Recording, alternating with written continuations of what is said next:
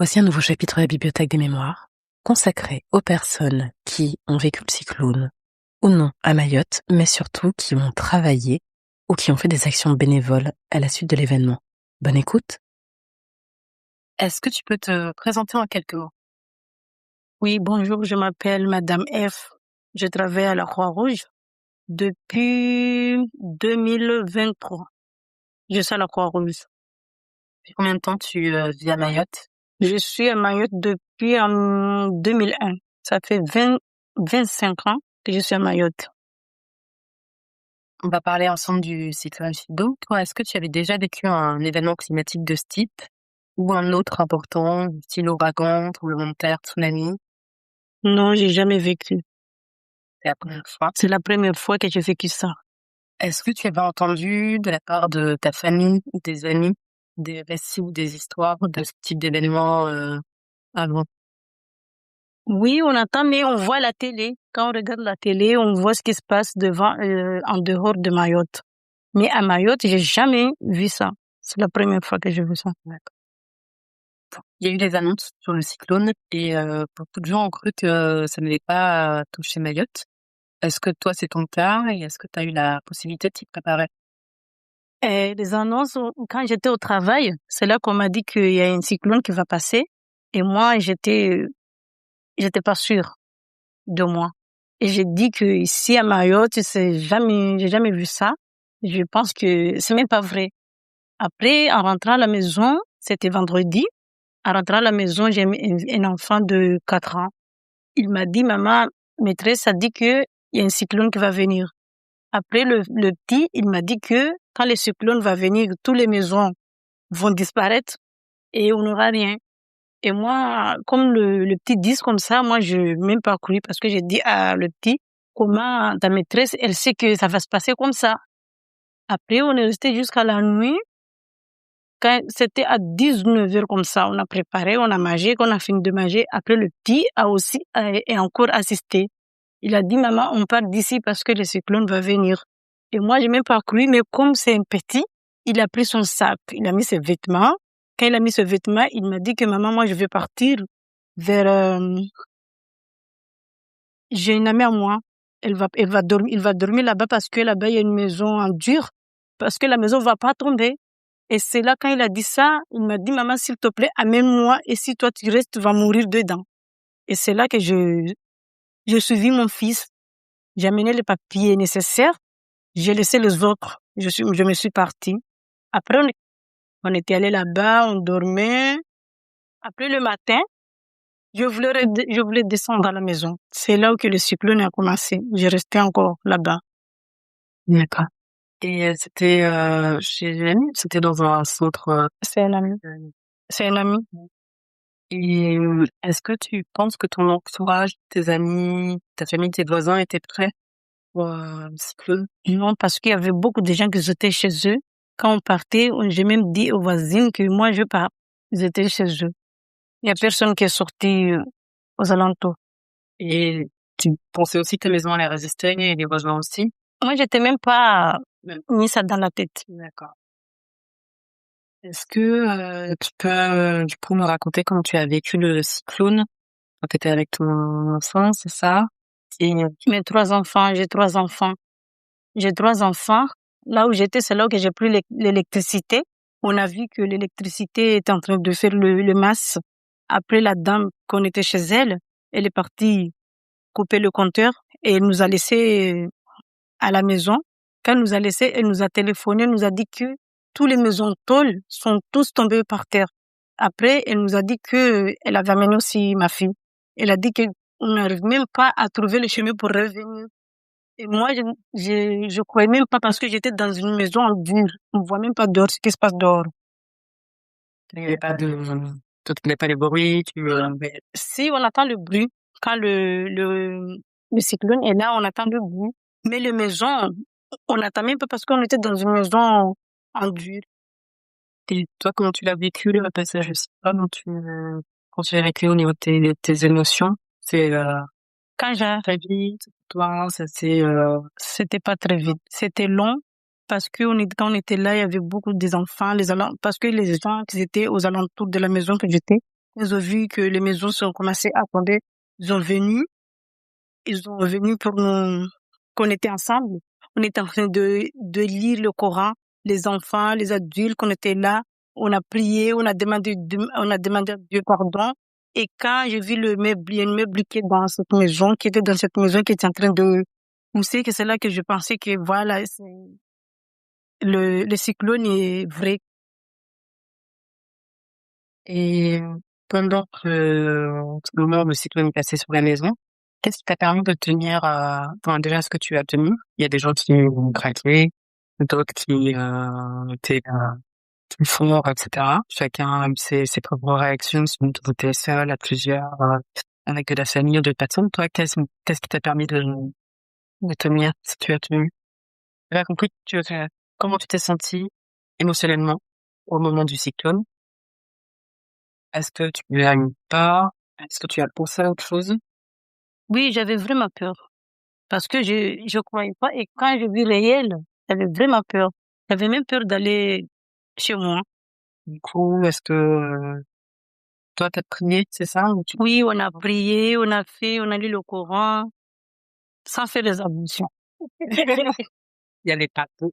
Hein? Donc, qu'est-ce qui t'a choqué quand t'es sortie après le cyclone? Ce qui m'a choqué, quand je suis sortie, je vois, parce que là où j'étais, c'est à côté de l'école primaire. Quand j'ai vu l'école, c'est une maison dure, mais il y avait les tôles après, les tôles sont tombées, je vois le mur de l'école sont tombés, le fil de courant sont tous tombés. C'est là que je dis que même moi aussi, je pense que chez moi, il y a rien. Avant d'aller chez moi. T'as retrouvé tout chez toi? Je sortais là de cette maison quand il y avait pas Chilo. Quand je sortais là-bas, de rentrer chez moi, ça fait même pas de 4 minutes pour rentrer chez moi quand il y avait le Chilo déjà passé. J'ai fait plus de 5 minutes parce qu'il y avait pas de chemin pour y aller là-bas. Et on était en train on voit les voisins qui soulèvent le tôle, qu'on cherche le chemin. Jusqu'en descendant chez moi, c'est là que je connais même pas là où ma maison était. Je ne savais même pas parce que c'est tout détruit. Heureusement que j'avais 2 canapés rouges. Quand j'ai vu le canapé, j'ai dit, ah, là c'est chez moi. Mais le canapé n'était pas chez moi. C'était en haut. J'étais en bas et le canapé, on le trouvait en haut. Je ne sais même pas comment. Oui, je ne sais même pas comment le canapé est parti.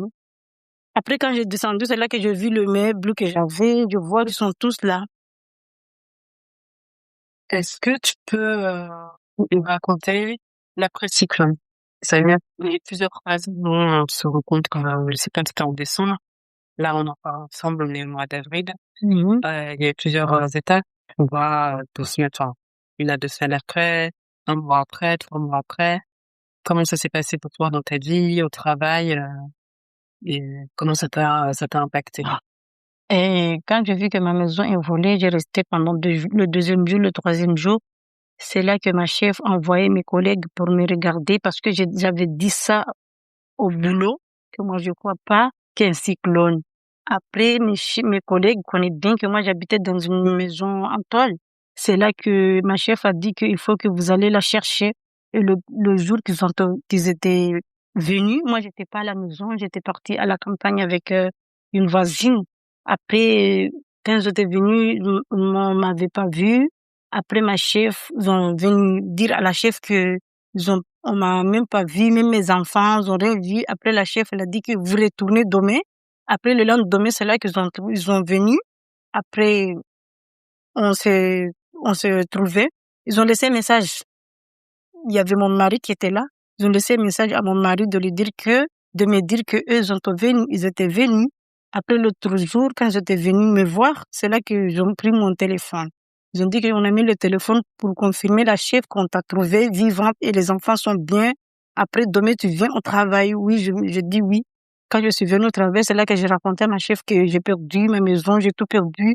J'ai tout perdu. Comme je travaille à la Croix-Rouge, heureusement que ma chef est là. Elle a parlé avec le directeur de la Croix-Rouge. On m'a amené à la maison de famille de la Croix-Rouge. J'ai resté là pendant 2 mois. Après les 2 mois qu'ils ont passés, c'est un bureau.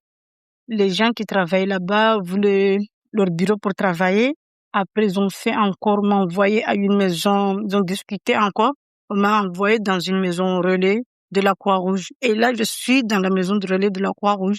On a déposé le dossier pour avoir un logement, je trouve pas. Même les maisons particulières, je trouve pas. Là, je suis à la maison de relais de la Croix-Rouge. Vous n'avez pas essayé de construire? Là où j'étais, je ne peux pas construire parce que si je veux construire, il faut que faire une maison en dur. Comme ce n'est pas mon terrain, je ne peux pas aller faire une maison.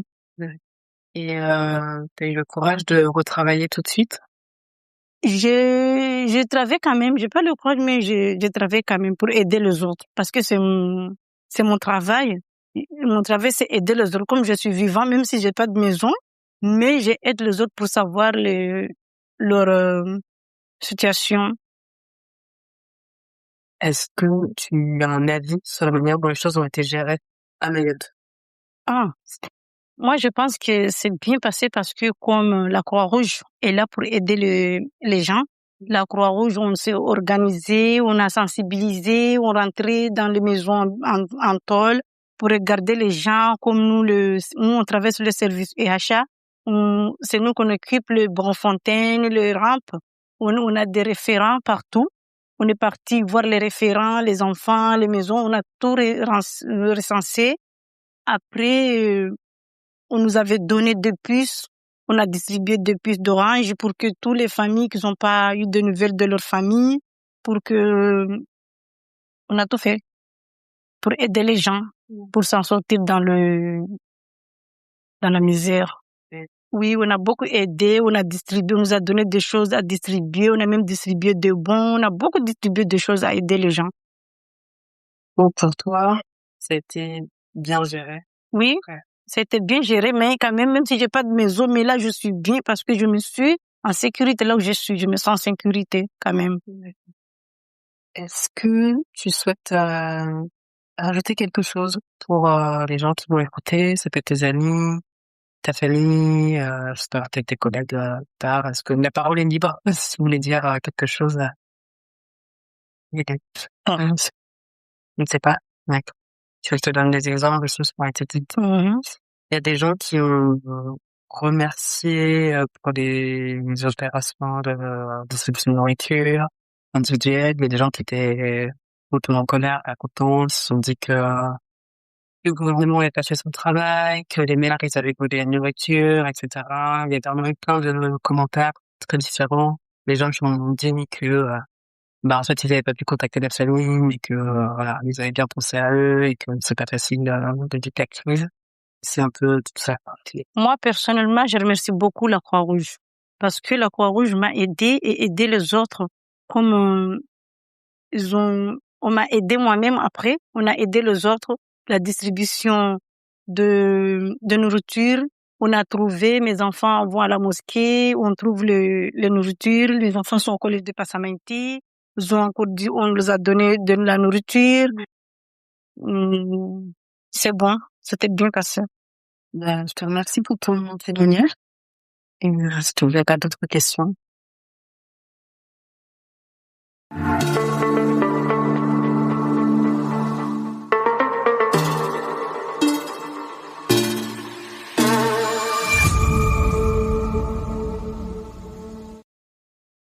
Vous venez d'écouter un épisode de la Bibliothèque des Mémoires.